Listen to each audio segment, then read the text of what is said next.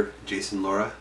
I'm originally from Queens, New York, and I grew up in New York and spent most of my life exploring art at New York City and trying to determine if I wanted to become an artist and how I would go about those feats.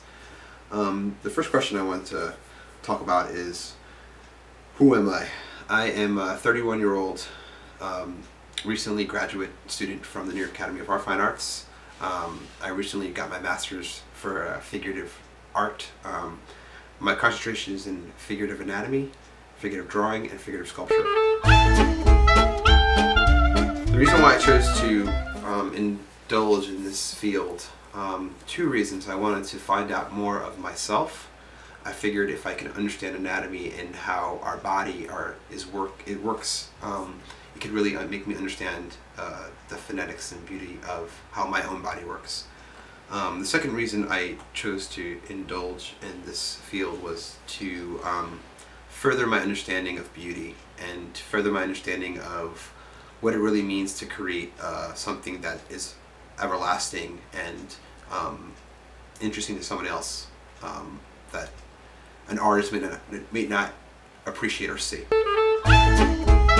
My background, essentially I started off doing drawings when I was very young, and it kind of elemented to high school and on to college. I went to Pratt Institute in Brooklyn for fine arts, and I concentrated mainly on sculpture, but I did have a concentration in drawing.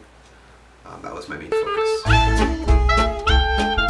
The reason why I started drawing, or the reason why I started getting into drawing or art in the first place was when I was younger I was really interested in comics, and me and my friends wanted to create our own comic book, and we would share each other's drawings and experiences of that every week, and it wound up being like an online or ongoing thing with me and my friend Eric at the time, and it kind of fostered my abilities and my desires to continue doing this. I most enjoy figurative drawing. I think there's a beautiful aspect between looking at something and trying to visualize it in your mind and then spewing that out on a piece of paper. There's kind of a visceral kind of quality behind that. It's very direct. I also do enjoy sculpture. I'm not going to say I don't.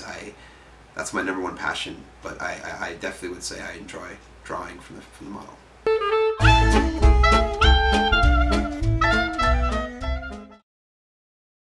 There's a long heritage when it comes to sculpture. When it comes to figurative sculpture, there's many years of portrait that were developed.